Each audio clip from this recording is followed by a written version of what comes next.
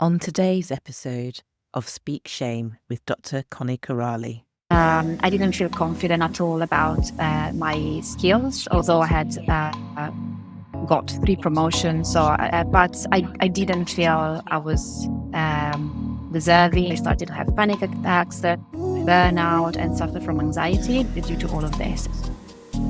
All in a sudden, I realized everything was there, and so I needed to change my mindset in order to create a new reality for me that was more aligned with where I was. And so my purpose was always there, but I wasn't able to see it.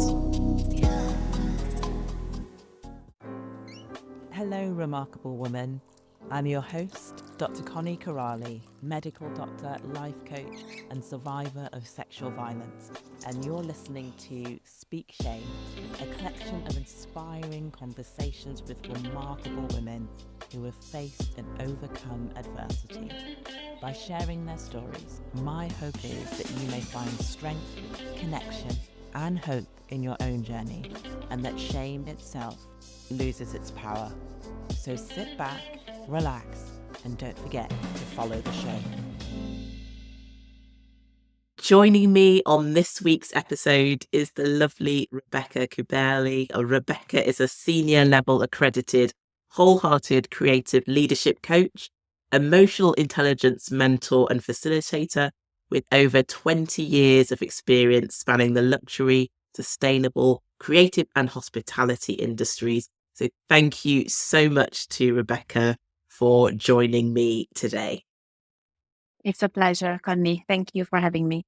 Lovely. We're going to kick things off with just finding out a little bit more about you and your life, but we're going to do it slightly differently. So I would like to know, if your life story was turned into a book, describe for me what happens in chapter 1. Okay, where do I start? Probably because I'm passionate about reading. I would probably start from my bulb moment. So I wouldn't start from childhood. I would start from like the wake up call of, oh my goodness, there is something not working here, and I hit the bottom ground, and now I need to rethink everything and rediscover myself. So I would say that would be my chapter 1, straight into it immediately. And it's I would say I connect this wake up call with my last months in the corporate business. So I've been working in the corporate industry for 17 years, let's say, and then the last 3 years I've been a coach. So during those 3 months, and especially was just coming out from the COVID period, which obviously was very intense as a being a leader, but also being a team member, and there was a lot of impact. But I would say that those months were really when I struggled the most to cope with my emotions and to cope with high expectations that I was putting on myself.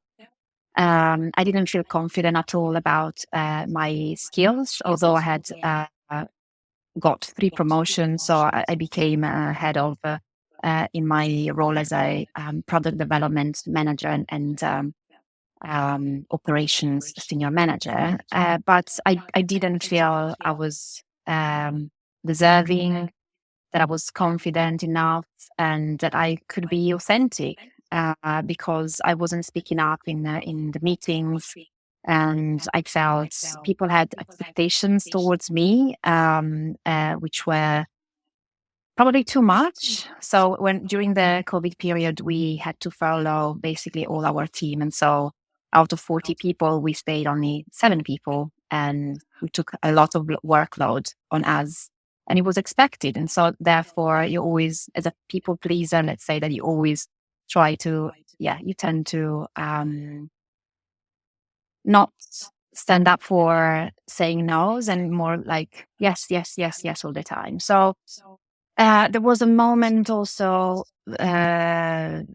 when a lot of narcissism was going on it was a toxic place. It has become a toxic place. And at the beginning it wasn't. So I've been staying with the same company for 12 years. And literally in the last couple of years, something changed. Obviously, when things don't go well in business, then obviously the shadow of every person comes through. And I didn't feel my values really met the company values any longer. I didn't know what my values were, but something was screaming out loud, and it was mainly my emotions. And so I started to have panic attacks, burnout, and suffer from anxiety due to all of this. And so I just said, I'm gonna just let it go, because I stayed too long. I wasn't resourceful in my role as a leader. I was staying there for my team, but I wasn't making any favor to my team staying there, because I wasn't my whole self, and I wasn't. I didn't feel worthy for what I was going through, let's say. And so um, and everything was well from a perspective, like if you saw me from the outside, you think, oh yeah, good salary, amazing salary, amazing role position. I had a lovely team of people. So from the outside, everything seemed okay, but inside, everything was like crumbling down. So I felt really lost, and thank goodness I started a personal development course.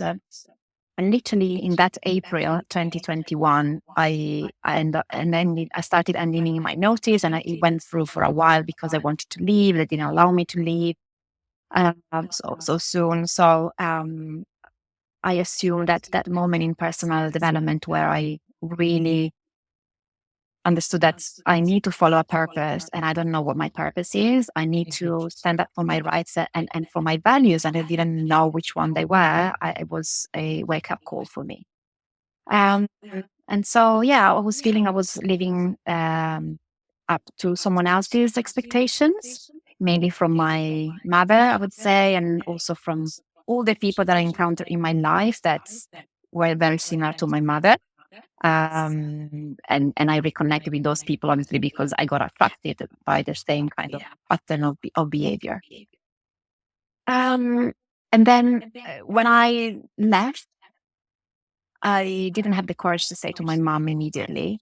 And then when I told her, I felt really ashamed, and I said, oh my goodness, what do I do? She's going to just judge me. She's going to say that I'm a failure. And she didn't. And so that moment, I basically realized, oh my goodness, everything is just in my head.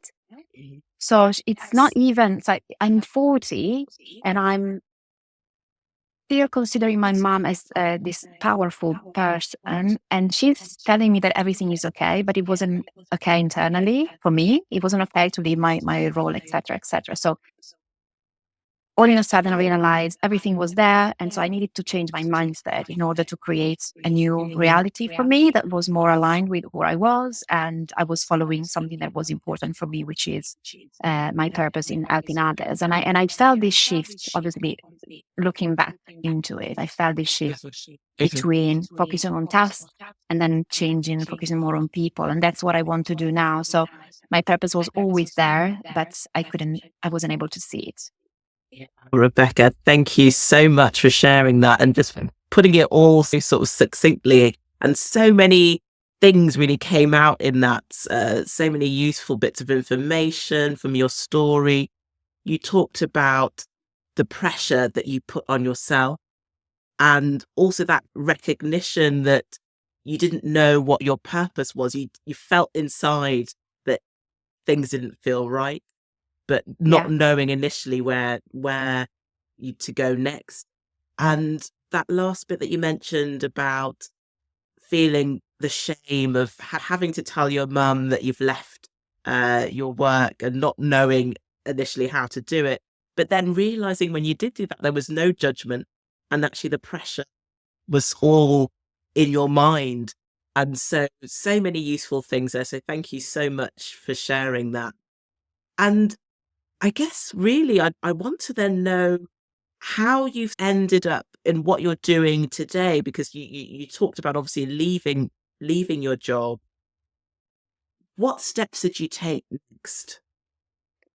Yeah, so it took me a while to detox from all of the toxic environment, from my own expectations, letting go of the control of the need of having a high level role, high level salary and stuff like that. So it took me a while. Then I got sick, obviously, because when you have trapped emotions, then they become trapped energy, and therefore you get sick. So I got a really strong burnout, suffering from anxiety again. So uh, personal development helped me a lot. Asking for help, never asked for help before, because obviously from seeing my mom did everything that she did. Basically, she did on her own, and so I felt I needed to do the same. So the way that I managed to come through, and it was through self-awareness and definitely acceptance towards myself. So I really met my shadow, and so all the parts of me that just went and pushed, I basically suppressed all this stuff that wasn't, I wasn't allowed to be like that, because my mom wanted me to be a certain person, and I didn't feel safe and loved if I was expressing my emotions too much, for example, because I'm an unaltered person. So um, I would just express all my feelings, let's say, the positive, the less comfortable ones. And it wasn't meant to be for me, because when you are too emotional, therefore you might not succeed in life. That's what I've been told. And so, yeah, so I left the corporate. I discovered in coaching and mentoring, which I used to do mentoring before in my role as a leader, but I discovered that that could be the path, because that's what I wanted to do with helping people overcome also all these struggles with their own emotions and their own authenticity. So took a long journey in self-discovery, meeting all these parts of me that I suppressed, and welcoming them and accepting them for what they are. I had lots of fights with some of them. Some of them were hidden, but the way that they were communicating to me was through emotions. So once I realized that all of this is basically, all the emotions are signals that our body has to let us know that there is an unmet need somewhere, that there is a value that we aren't or honoring, then I learned how to listen to my intuition and my shadow, and it was, yeah, and all in a sudden I understood that a value of mine is learning and nurturing and teaching, and so I started to getting one qualification, level 5 coaching, the second qualification in executive coaching and mentoring. Then I fell in love with emotional intelligence and emotions regulation and agility, and did a practitioner course around that, because I wanted to feel competent and therefore confidence. That's my link. For me, if confidence comes from competence. And that's it. That's why I'm here now. Basically, it's a journey. It's a work in progress, and uh, it goes up and down. Obviously, it's not always positive, but I'm trying to work on my mindset on a daily basis. And it's the mindset, it's the gut set, which is intuition, and it's the heart set as well. So making sure that I connect with my emotions on a daily basis, and check out and listen, basically. Well, thank you, Rebecca. And I really do believe there are going to be people who are listening to this who may be in a position that you were in at the end of your corporate career, who are thinking to themselves, actually, this sounds really familiar. I think I'm not meant to be here. I think maybe I'm burning out. I don't know what I need to do next. And you talked about this journey that you've been on, and it's a work in progress. What would you say to someone who perhaps is some steps behind you and wants to kind of find their purpose? What sort of things do they need to be doing in this moment? Yeah, they need to start with curiosity. I think everything starts from curiosity and understanding all the signals that emotions are telling you. So it's the unfulfillment that I felt, for example, the not feeling recognized, not feeling I could express my whole self. And it starts with curiosity, to understanding those sides of you first.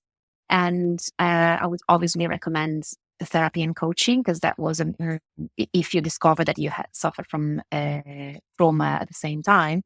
But it's, yeah, making a nice relationship with your emotions. That's the best bit, because as leaders, we are all expected to be strong, to have all the answers, and to know how to deal with our emotions, right? So the way that I ended up being was suppress the emotions, don't show them out loud. We carry on. We are on a deadline. We have to power through regardless of what's happening around us. So you don't think about the systemic lens of the impact that you have on others. And so I would say, as a leader, understanding that if you do your work on yourself, then your team will benefit as well at the same time, and your Yes. family. So it has a ripple effect. And Yes. how I like to call it is the Dandelion effect, which is my business is based on that basically, and it's spreading the love of coaching and spreading the nurturing side of helping and supporting others. So by helping one client, which is a leader, I know that I'm helping also their team, and therefore I'm helping their families, and it's a lovely ripple effect that impacts so many people, and by just helping one person. Hey, I love that dandelion effect. That's beautiful. And you're so right, when you say it all starts with curiosity. And I'm also picking up there as well, there's that element of self-acceptance, because like so many people, I think we grow up thinking that showing our emotions is a sign of weakness, and vulnerability isn't seen as a strength. And for leaders who are out there who are listening, who think, well, actually, I don't want to be seen as weak in front of my team. This doesn't sound like something that I should be doing. Yeah. What would you say to them? I would say there is obviously a belief that needs to be overcome, which is quite limiting, because vulnerability actually means being courageous and showing up as your whole self with all your parts of you. And once you show up like that, you then expect others to do the same. The more authentic you are, the more authentic the team and your peers and the stakeholders will be. So if it starts from you role modeling for your team, then it's a nice place where to start. But obviously, to be vulnerable, you need to take it in stages. There are certain ways, obviously, and certain contexts where you can be more and less vulnerable. And it's always the way that I work with my clients, always balancing out your warmth side and your confidence side. So sometimes you need to go through more confidence, and sometimes you need to bring in more warmth and empathy. But yeah, vulnerability is definitely the most courageous thing that you can do, because everyone is able to show up as someone else and wearing a mask. Once you take off the mask, then people can actually connect with you, and therefore all the recognition that you get, it's towards yourself, not towards your mask, basically. Yeah. Yeah, no, absolutely. I completely agree.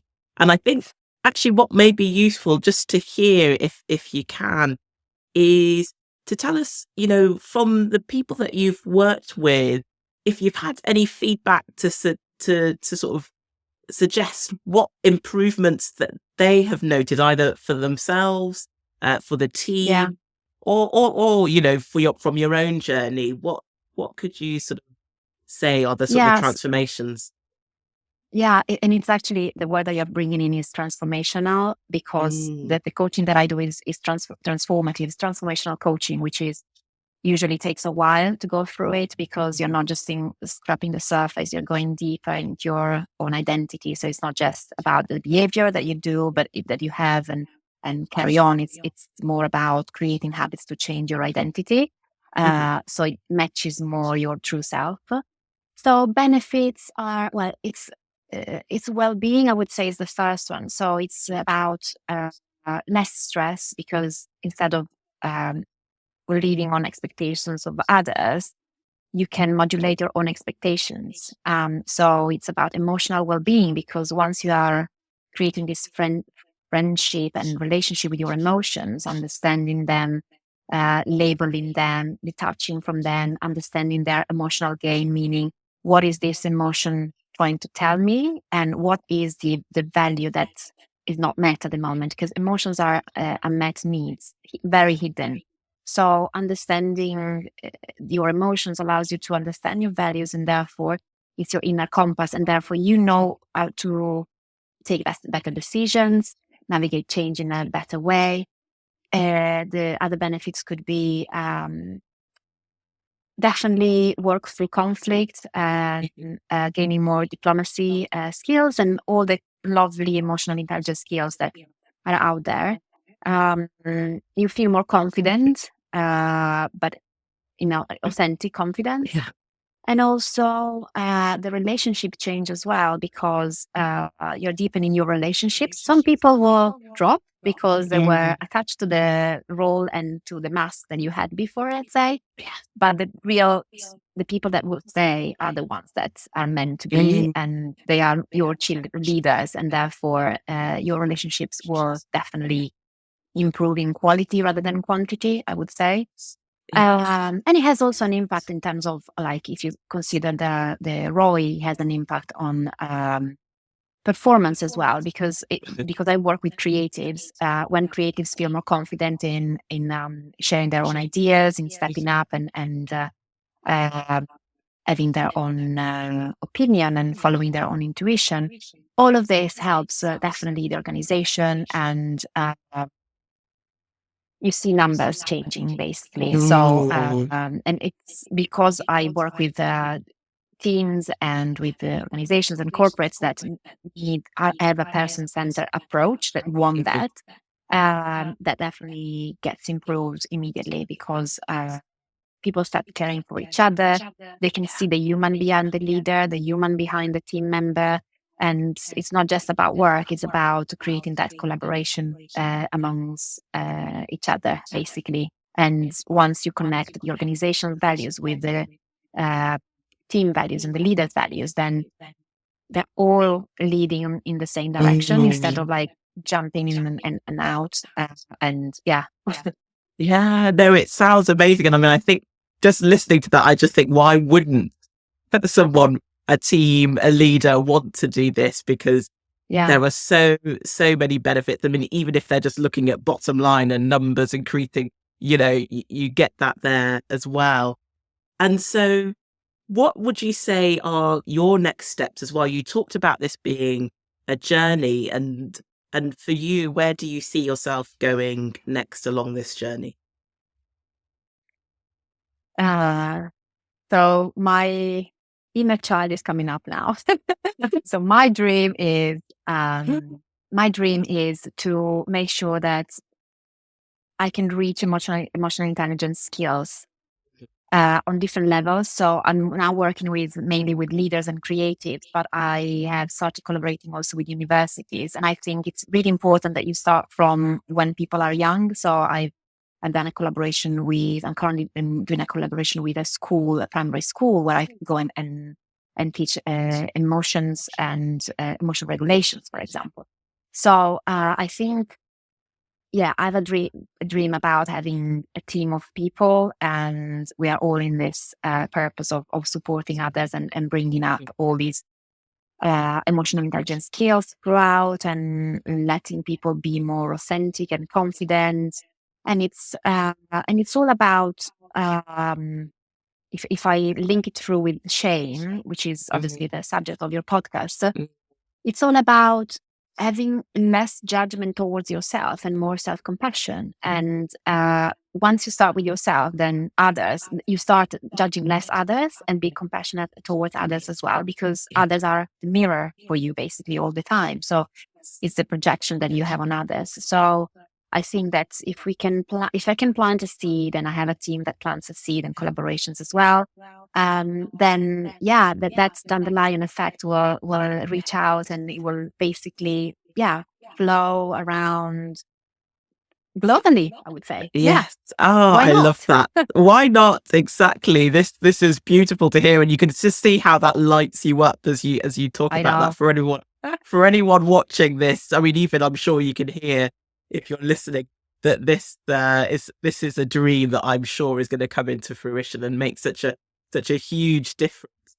And I think, when we go back to shame and the impact that it has, if we go right back to the beginning on how so many of us just wear masks and we feel like we're not worthy, we shouldn't, be doing what we're doing, but at the same time, maybe even feeling trapped where we are. If you had to sum up to the listeners what they could take away from your story, having heard your story today, what one thing would you want them to take away? Probably there's more than one. How long do I have? No, go for it. Okay, so I would start with where shall I start? I think it's important. So from my story, I don't think there is anything special about my story, but everyone has a special and unique story to share. So by starting by sharing it is quite important. Not feeling. So I would say that there are different steps: recognizing shame first and understanding what is this type of emotion. Of course, it's an uncomfortable emotion, but emotions are not neither good or bad. They are just uncomfortable or comfortable. So if you are practicing critical awareness, you understand that you need to have the dialogue with the emotion. And if we're talking about shame, it's starting by understanding, or is it actually shame or is it guilt? So shame is intrinsic in our identity, is like I am bad, so it's personal. Guilt is, oh, I've done something bad. And so it's about the behavior. And so it's more flexible. But if it starts from the identity, you need to go in a deep root and start changing that narrative that you're telling yourself. Working on I've been working on my beliefs, which were limiting me, and it took me a while. I'm still a learning. There is still a learning curve for me, but understanding where they're coming from, who gave them to me, understanding the impact that they have on a daily basis and the consequences in the future as well, then you understand that you're carrying a rucksack full of stones that don't belong to you any longer. And so by turning the rucksack in front of you and presenting yourself with each stone one by one, you work through it either with a coach, with therapists, also with personal development. Then you can transform these stones into something else, which is more useful, and you start creating already evidence. And doesn't happen overnight in transforming a limiting belief into a positive affirmation. It's not like that. But if you are consistent and you create these habits of the language that you're speaking to yourself in your internal narrative needs to change, because you are the worst judge for yourself, right? Even worse than others, because then we pick up on others what resonates with us. So starting changing your internal narrative, having this dialogue with the emotion, understanding what's behind it, what's the value that is stepped on, understand, and using the values as a compass when making decisions. It's key, and it has helped me a lot. So I was recently, as I mentioned to you when we spoke last week, I was recently attending an interview, and I felt something wasn't there. And so it took me like a full week to go through all the emotional roller coaster of yes, no. And then at the end, eventually, it was a small journey for me, and the answer was no. And I needed to listen to myself and to my gut and to my intuition. But with all the noise that is created outside and that they create in our head, it doesn't allow us to connect us with our intuition, wherever that intuition is. Some people will connect it with the gut. People will think it's in their heart or in their mind. So it's wherever it is, with space and time to connect with it.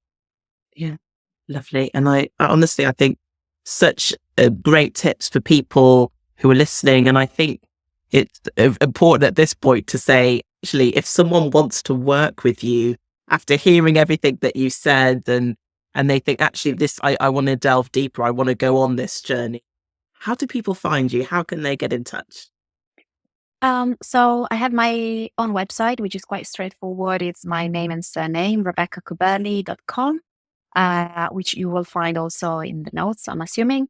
And I'm on LinkedIn as well, if you need to see a little bit of my background and testimonials and recommendations from my previous clients as well. So I am on Instagram. I'm building up my Instagram account at the moment under Rebecca Cuberli Coach, where I share tips on authentic confidence, emotional intelligence, and emotions, agility, and regulation.